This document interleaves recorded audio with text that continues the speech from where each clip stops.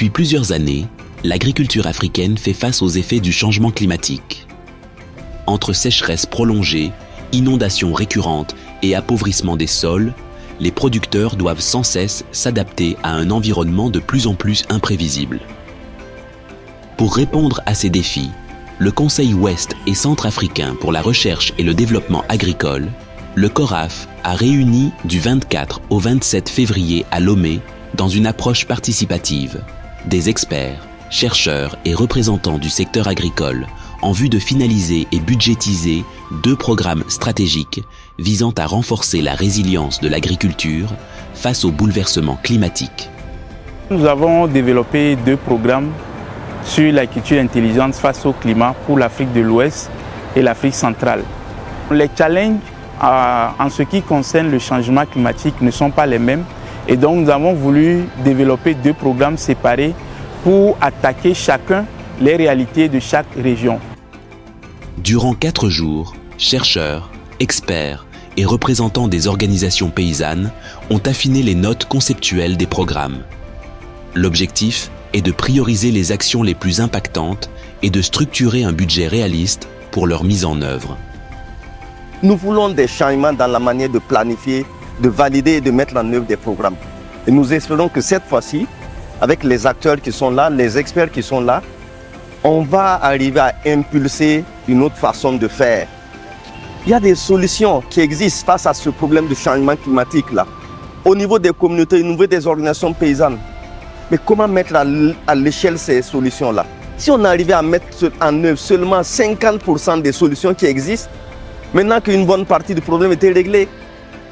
Les effets du changement climatique ces dernières années sont très dévastateurs.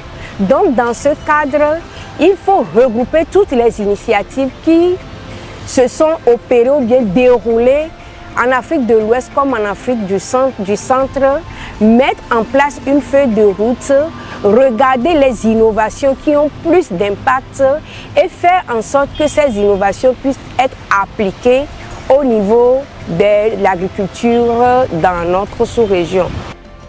L'une des priorités de cet atelier est d'assurer le financement des programmes. Des stratégies sont mises en place pour mobiliser des fonds auprès de partenaires, comme le Fonds vert pour le climat. L'exercice final avait été de travailler sur le budget, parce que toutes ces activités-là ne seront réalisées que s'il y a un budget aligné à ces activités-là. Donc il fallait définir les lignes de budget, les coûts des budgets. Et donc ça a été un exercice enrichissant dans la mesure où plusieurs pays qui sont regroupés, chacun avec son expérience et réalité, ont partagé leur avis et ça a été mis en commun. Au finish, je pense qu'on a quand même assez d'éléments pour permettre au CORAF d'aller de l'avant, déposer les concepts notes et qu'on puisse vraiment réaliser ces activités-là. L'atelier de Lomé a permis d'aboutir à des recommandations clés pour renforcer la résilience agricole face au changement climatique. La prochaine étape sera donc la mise en œuvre concrète de ces programmes.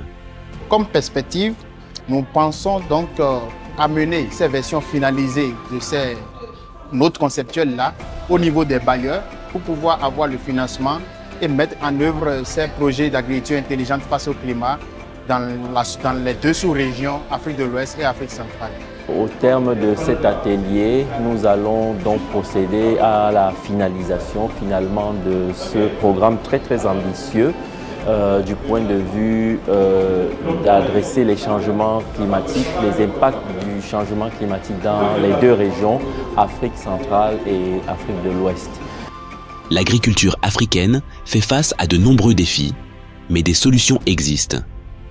Avec une approche adaptée et un engagement fort des parties prenantes, un avenir plus résilient est possible.